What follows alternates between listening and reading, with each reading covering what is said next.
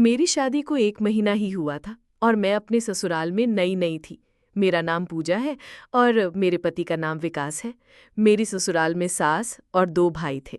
बड़े भाई साहब आकाश थे, जो 45 साल के होने के बावजूद कुंवारे थे। धीरे धीरे मुझे समझ आने लगा कि घर की सारी संपत्ति और कामकाज बड़े भाई साहब आकाश की ही देन थी। उन्होंने अपनी कंपनी खुद बनाई थी, जबकि मेरे पति विकास उन्हीं की कंपनी संभालते थे।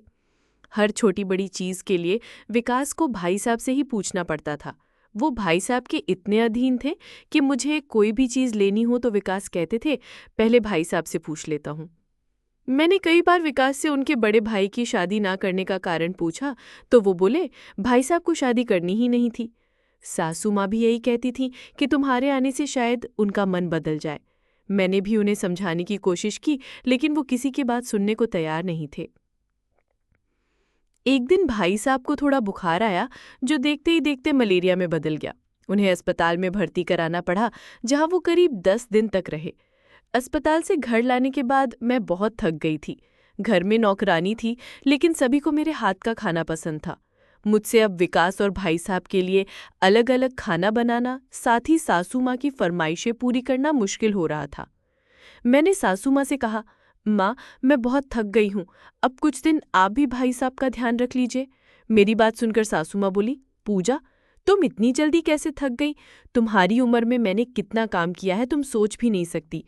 वो मदद करने के बजाय अपनी बहन के घर जाने की तैयारी करने लगी। उन्होंने मेरे सिर पर सारा काम डाल दिया। विकास भी ऑफिस में भाई साहब का काम संभालते हुए रात को देर से घर आते थे।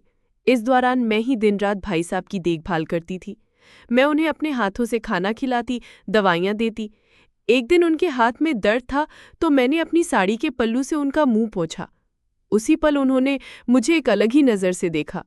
मेरी देखभाल से प्रभावित होकर एक दिन भाई साहब ने मुझसे पूछा, तुम्हें क्या चाहिए पूजा? मैंने उनसे कहा कि मैंने एक सोने का नेकलेस देखा था, जिसे विकास पैसे की कमी के कारण नहीं दिला पाए थे। उन्होंने तुरंत मुझे अपना कार्ड दिया और मैंने वो नेकलेस खरीद लिया।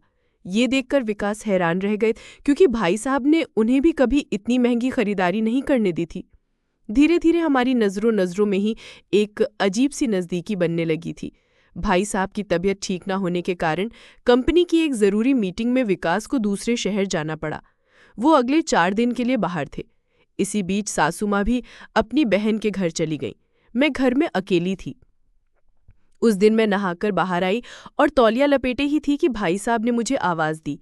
जब मैं हड़बड़ाकर उनके कमरे में गई तो मेरे बालों से तौलिया गिर गया। उन्होंने कहा, जल्दबाजी की ज़रूरत नहीं है और गीले बालों में तुम और भी अच्छी लगती हो। उनके इस तरह के व्यवहार से मैं हैरान थी। एक रात मैं भाई साहब को खाना खिला रही थी। जैसे ही मैंने रोटी का टुकड़ा उनके मुंह में डाला, उन्होंने मेरी उंगली काट ली। दर्द से मैं कराह उठी। उन्होंने मेरा हाथ पकड़कर कहा, पूजा, मुझे तुम्हारी जैसी नहीं बल्कि अब तुम ही चाहिए। उनकी बातों से मुझे लगा कि वो मेरे प्रति आकर्षित हो रहे हैं और कहीं ना कहीं मैं भी उनकी ओर खींची चली आ रही थी।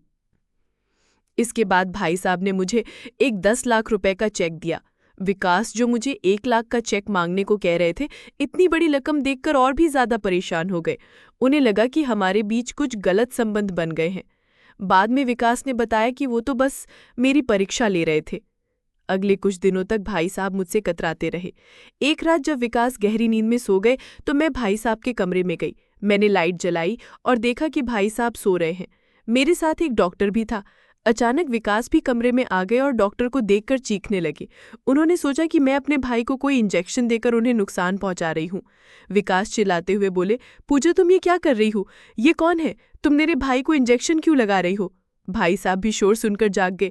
मैंने विकास को शांत करते हुए कहा, रुको विकास, ये कोई साधारण डॉक्टर नहीं बल्कि एक गुप्त रोग विशेषज्ञ है। मुझे भाई साहब पर शक था। 45 साल की उम्र में इतनी संपत्ति होने के बाद भी वो कुंवारी क्यों है? मैं जानना चाहती थी कि कहीं उनमें कोई कमी तो नहीं है। मेरी बात सुनकर भाई साहब चौंक गए। मैंने उनसे कहा, भैया, आप बार बार मेरे करीब आते हैं और फिर दूर चले जाते हैं। मैं बस यही जानना चाहती थी कि क्या इसका कारण कोई शारीरिक कमी है या कुछ और। तब भाई साहब की आंखें नम हो गई। उन्होंने अपनी कहानी बताई। जब मैं 25 साल का था तो मुझे अपनी बचपन की दोस्त संजना से प्यार था। हम शादी करने वाले थे, लेकिन संजना को ब्रेन ट्यूमर हो गया। इलाज के दौरान पैसों की कमी के कारण वो हमें छोड़कर चली गई। उस दिन मैंने ठान लिया था कि मैं खूब पैसा कमाऊंगा ताकि दोबारा कभी पैसों की कमी के कारण किसी को ना खोना पड़े। संजना के बाद मैं किसी और से शादी नहीं कर सकता था क्योंकि मेरे दिल में सिर्फ वही थी। उनकी ये बात सुनकर विकास और मैं दोनों भावुक हो गए। मैंने उनसे कहा, भैया, अभी आपकी शादी का समय नहीं गया। आपकी संतान कल आपको बड़े पापा कहेगी, लेकिन आपकी संतान तो नहीं होगी। आप कितने दिन अकेले रहेंगे? अपनी जिंदगी में किसी को जगह देकर देखिए, शायद आपको उसमें अपनी संजना की झलक मिले। मेरी बात सुनकर विकास को भी अपनी गलती का एहसास हुआ। उन्होंने मुझसे और भाई साहब से माफ़ी मांगी। अगले दिन मैं भाई साहब के लिए शादी के 10 प्रस्ताव लेकर आई। उनमें से एक लड़की भाई साहब को पसंद आ गई। उन्होंने शर्त रखी कि वो 1 महीने तक उस लड़की को जानना चाहेंगे। 1 महीने बाद उन्होंने शादी के लिए हाँ कर दी। भाई साहब का घर बसता देखकर सबसे ज़्यादा खुश मेरी सासू माँ हुई। आखिरकार मेरी कोशिशें कामयाब हुईं और मैंने भाई साहब को उनके बुढ़ापे का सहारा सौंप दिया। ये कहानी हमें सिखाती है कि कई बार हमारे मन में शक और गलतफहमियां घर कर जाती हैं, लेकिन सच हमेशा सामने आ ही जाता है। एक परिवार को खुशहाल बनाए रखने के लिए एक दूसरे पर भरोसा और समझदारी बहुत ज़रूरी होती है।